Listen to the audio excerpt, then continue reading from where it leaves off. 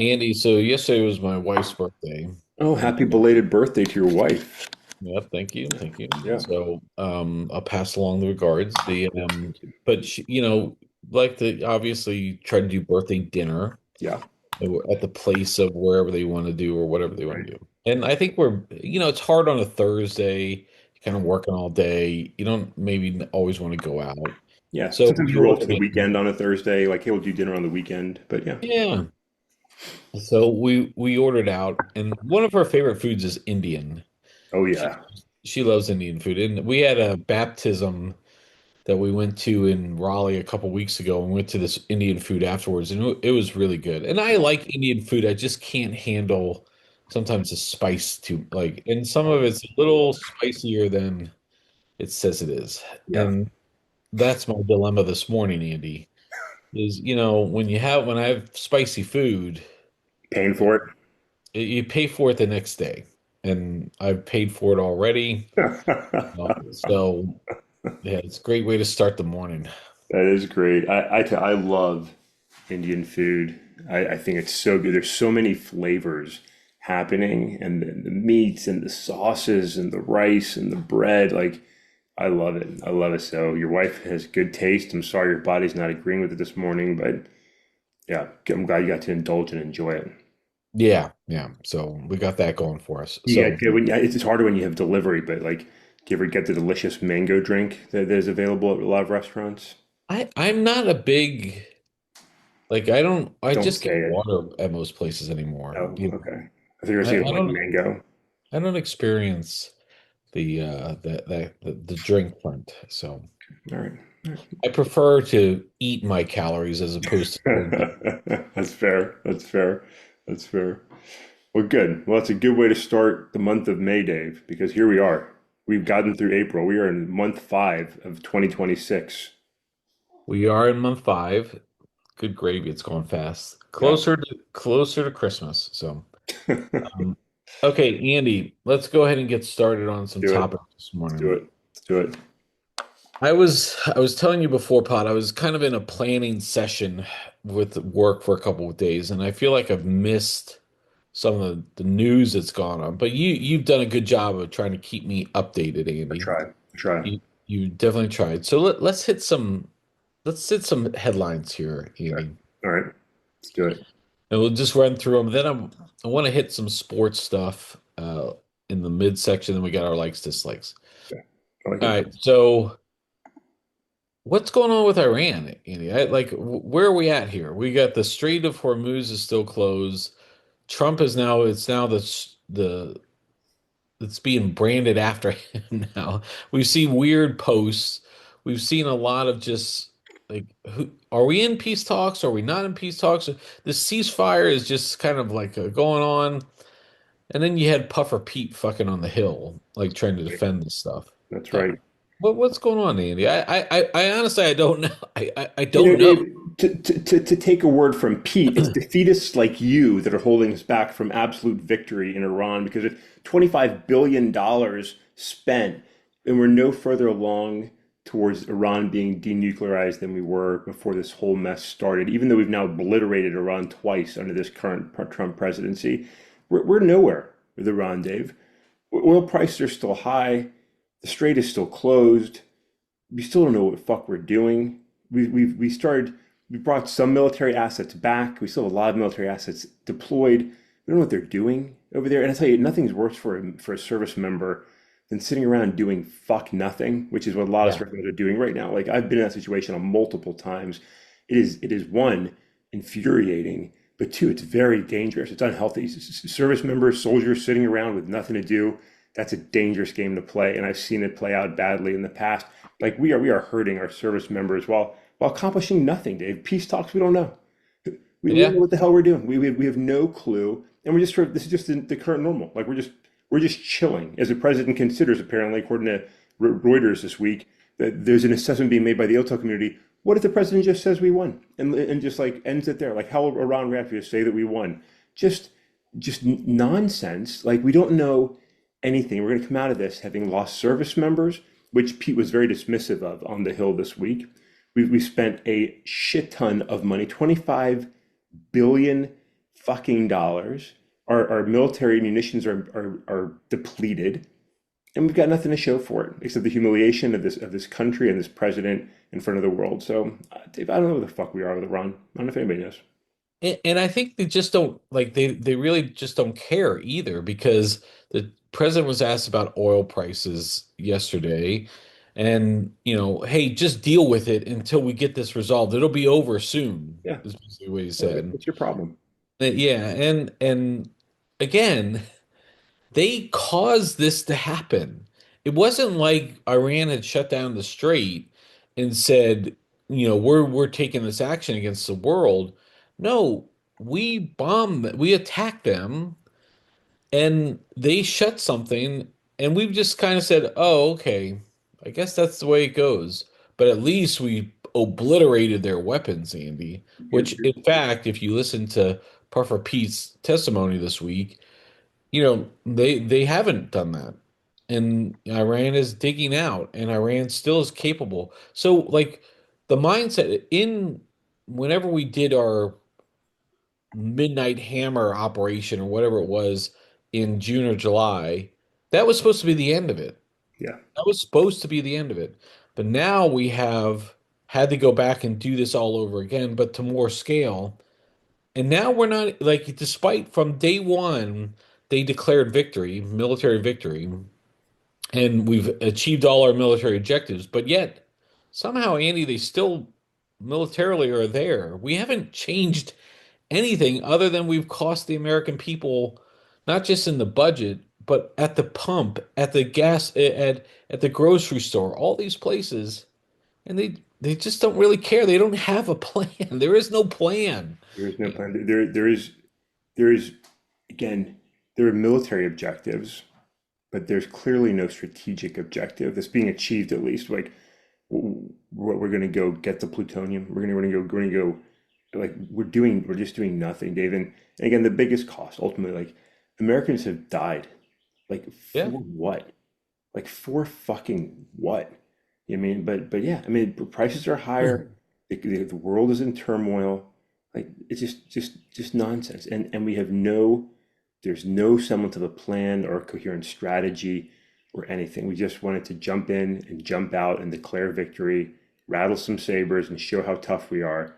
Just an absolute fucking failure. Just an Strength, absolute fucking strength failure. through peace, Andy. Yeah. Strength through peace. I think that was a line that freaking Emperor Palpatine mentioned in Revenge of the Sith or something. All good times. This is crazy back shit crazy. And you continue to like Tucker Carlson again. Like I say all these things with just a little bit of Eh, when you have Candace Owens, Tucker Carlson, Alex Jones, all people we ridiculed for their unabat, and Megyn Kelly, throw her in there, their support of Trump blindly, and now coming back, and now I'm supposed to be all good Tucker because you're against Trump now, but like all this stuff is coming out. You still are getting this trickle of Epstein information coming in. There may or may not have been a suicide note that somebody may or may not have read that who knows what's going to tell. So I don't know what the fuck is going on. This administration just fucking sucks, Andy. Yeah, it does. It does suck. And in the meantime, the president and his henchmen are trying to name everything after the fucking president. So while we've got Yeah. shit memes like the Strait of Trump, now we've got Trump IRAs to celebrate. Like just endless nonsense of a megalomaniac. And again, I fault the man, but a sick and unhealthy person, like you get them help. You don't enhance and enable their delusions. And yet we have so many ball handling idiots advancing this agenda like with glee, naming everything after fucking President Trump. It's just an unbelievable time. But the American people are saying fuck it, and that's what counts.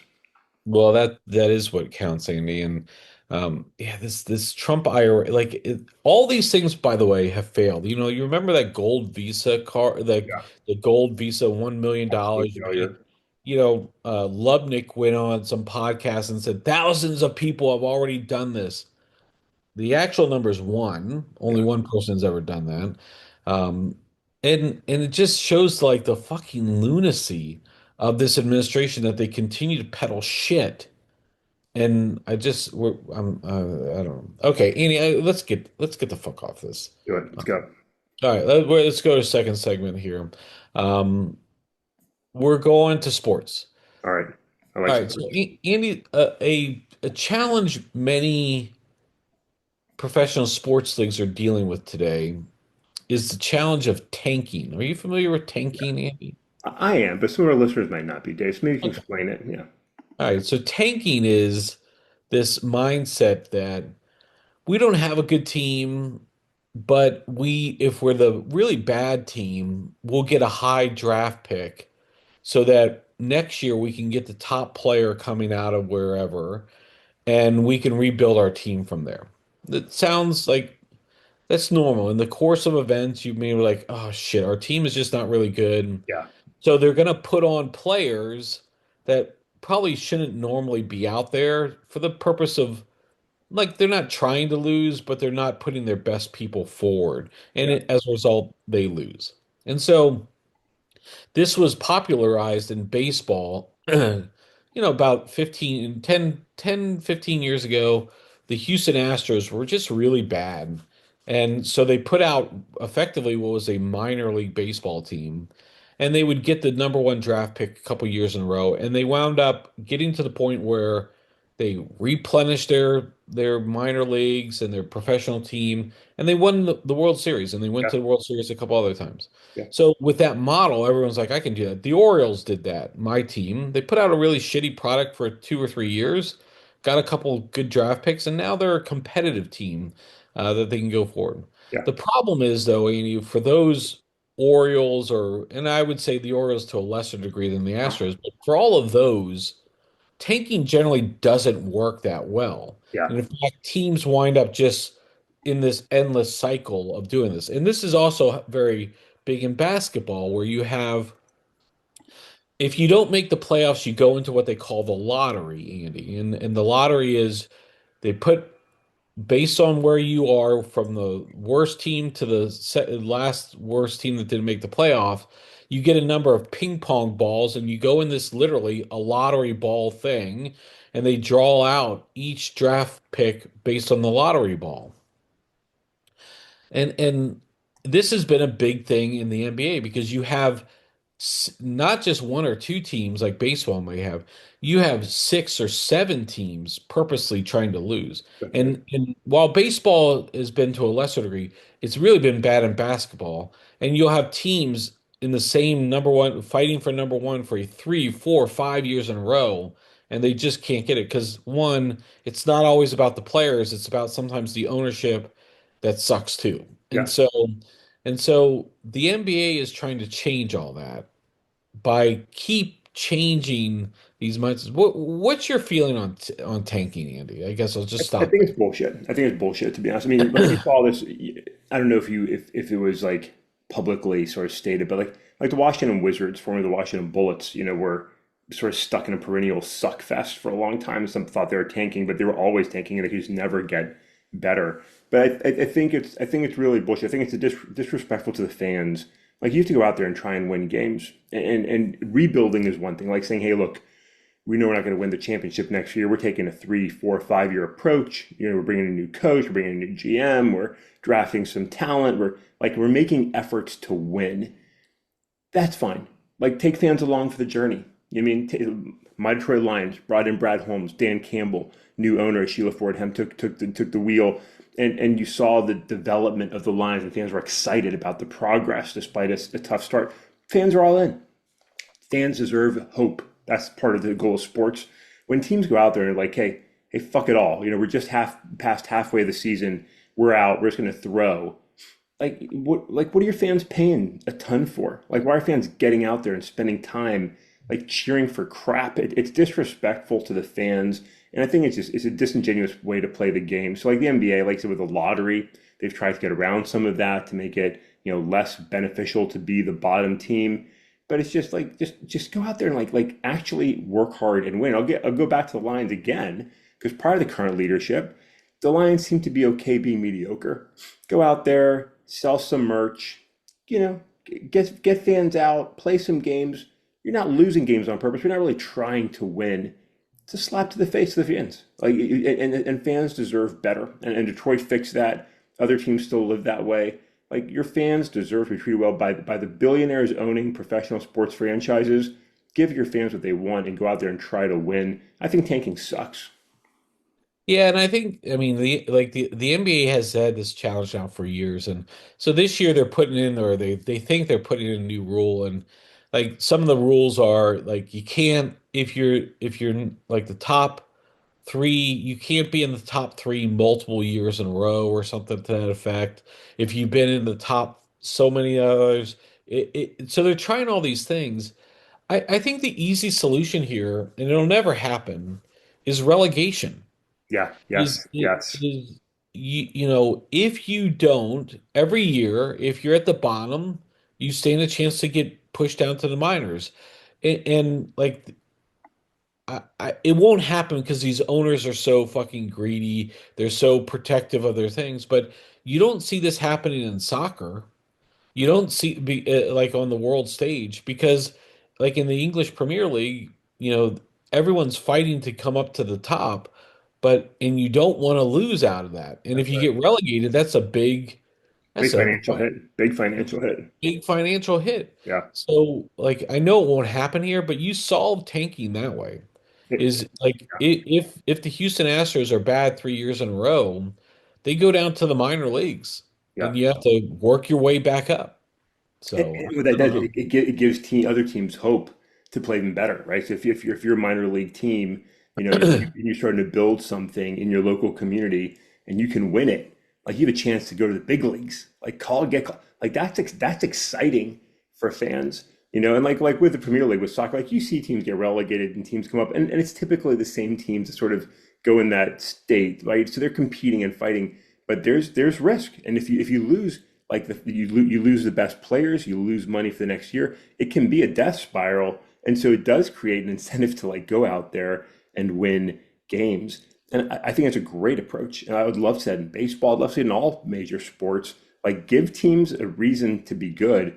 You want to throw, you're not going to succeed. You're going to be out, and that changes the dynamic a lot. So yeah, it is a great approach. You've got to have a strong minor league. That's tough right now. What are you going to use the UFL as the NFL's Yeah. threat, but that's another story. But yeah, I do like that idea, and I think tanking sucks. And the problem with like professional sports in America is that the minor leagues are owned by the major league Yeah, teams. And so like why would they so like again, much like politics, the sports programs in the United States are also corrupt with a lot of like they've stacked things in their favor, right? So it's just continue and in the effort of that, we get punished in the long run. So right. okay, I just wanted to bring that up. There was also another sports story about Live Golf. This was the offshoot. This was the Saudi-funded Live, golf league that threw a lot of money at some of the biggest name golfers in the world to come and play in this offshoot league. It's been hanging around for about it's been several years now. Maybe 5 years. Yeah, Looks like the Saudis have backed out because one, the golf league sucked, and a lot of people didn't want to move over to be paid by the Saudis. They felt like they was selling out. So there's a big conflict between Live Golf and PGA. So looks like the Live Golf is gonna go under yeah. because they won't be able to, without the Saudi money, they won't be able to pay these guys exorbitant amount of dollars. So there's that. So that was the other sports story of the week. But Andy, let's switch to our likes and dislikes of the Go. week. Let's do it. Let's get The there. ever popular, always, it's a fun little thing. So, all right, we're going to start with our dislikes of the week, Andy. I went first last week. I'm going to toss the ball to you this time. Where are you going with your Okay, all right, Shulstrom. Okay, so I'll just say I'm also not a fan of the Saudi sports investment and talent stock, and I'm glad people are rejecting their attempts to recreate golf. So I'm there. So all right, let me see here. So I had a couple things that I put in. I think there's a lot to dislike. There's a lot to dislike with this government. I think the the rhetoric from the White House, I think, is my number one. We already touched this a little bit, Dave, but the when the White House isn't serious, when the White House is putting out the bullshit we talked about in the beginning, the Trump post of the president with an M4 rifle with Iran burning in the background. We're putting up posts of the Strait of Trump. We're putting out, like we talked before, video game memes. We've got these ridiculous posts coming from DHS about ICE is nice. All of these things, it diminishes the statue of the United States of America. And I hate watching our country become a laughing stock. And so that's kind of my dislike for the week is just the loss of respect for the office of the White House, the presidency, of our government. It's being mistreated by the government itself, and it's humiliating us in front of the world. We are not being taken seriously by other nations because we're a fucking joke right now. And it really hurts because it hurts who we are as a nation and as a people. And that's my dislike of the week. I fucking hate the way we're mocking what is a great nation every day with the nonsense coming out of this administration. The communications are awful, they're disrespectful, and they undermine the legitimacy of this government every single day and this nation. And I hate it. I hate it. I like it. I mean, you hate it. I like your dislike, You like my Andy. hate? Yeah, exactly. I'm gonna go with Andy. Same theme. I'm gonna go with this bullshit line we're hearing. It's been emphasized twice now this week with Trump and with Puffer Pete. This idea that if we did like Iran had was about ready to launch a nuclear weapon on the United States or its regional allies or Yeah. something. Yeah. Because this idea like Trump was questioned about gas prices and how long these are going to stay like this. And his retort was they'll stay there because Iran doesn't. Would you rather have an Iran nuclear weapon? Like again, we obliterated that last year. It was obliterated. They'll never have it again. Yeah. And yet, like now we're bringing that out. Puffer Pete on the Hill asked about did they do any of the calculus about how much this was going to cost, not just in terms of budget, but in terms of what's going to happen to America. And he goes, "What's the cost of a nuclear Iran?" Iran was not going to be nuclear. Like there was no chance of this happening. Yeah. And look, if Iran wanted to be nuclear, they'd buy the shit from North Korea and do something. Like this idea that we have this rogue nation that's going to attack the world without any repercussion. Look, how many people, there's a ton of, a dozen countries have nuclear weapons, Andy. Yeah. And we could have had nuclear war 100 times over before. Why didn't we? Because the people that would have been attacked would have retaliated with nuclear weapons. Like, there's consequences to all these things. Yeah. And this idea that we're going to attack Iran because of they were about ready to have a nuclear weapon, it just doesn't hold any water. And I'm fucking tired of hearing this. Yeah. And I'm fucking tired of hearing like 13 soldiers were lost, over 200 injured for somebody acting like Trump being a fucking gimp. Bring out Trump. We'll convince him. We'll get him to do it. We'll throw a couple of dollars his Yeah. way, and Yeah. he'll do anything for us. Yeah. Fucking bring out the bitch, man. And Yeah. that's what Puffer Pete and this administration have clearly shown. We're fucking bitches, man, to fucking war criminals, Putin and Netanyahu, and just pieces of shit.